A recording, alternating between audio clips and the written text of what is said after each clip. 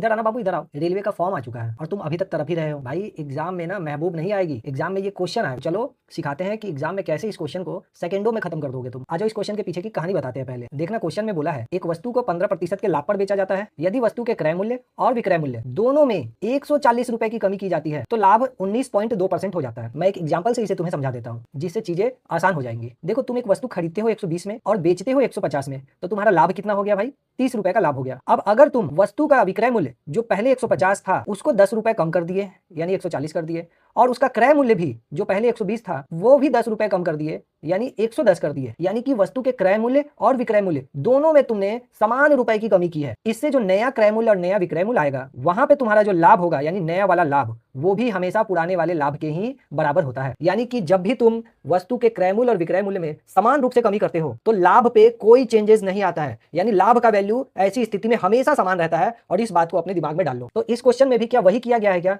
वस्तु के क्रय मूल्य और विक्रय मूल्य दोनों में समान रूप से यानी 140 रुपए की ही कमी की गई है? तो फिर इस क्वेश्चन में भी पहले वाला लाभ और बाद वाला लाभ दोनों बराबर होना चाहिए।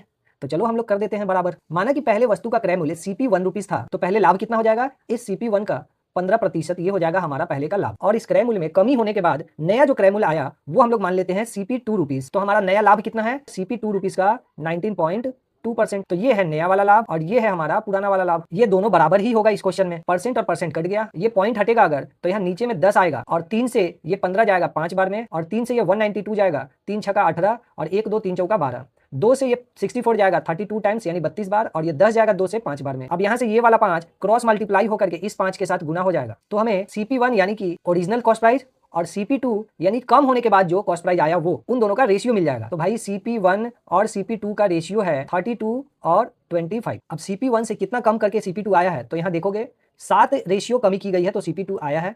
और क्वेश्चन में बोला है कि नया वाला जो कॉस्ट प्राइस आएगा वो 140 रुपए कम करने के बाद आएगा, यानी 7 रेशियो का वैल्यू है 140 रुपए। काटेंगे अगर इसको हम 7 से तो 1 रेशियो का वैल्यू हो जाएगा 20 रुपए। और हमें जानना है वस्तु का कॉस्ट प्राइस। यहीं पे स्टूडेंट को कंफ्यूजन होता है कि हम इस वाले क्रय मूल्य का वैल्यू बताएं कि इस वाले क्रय मूल्य का वैल्यू बताएं।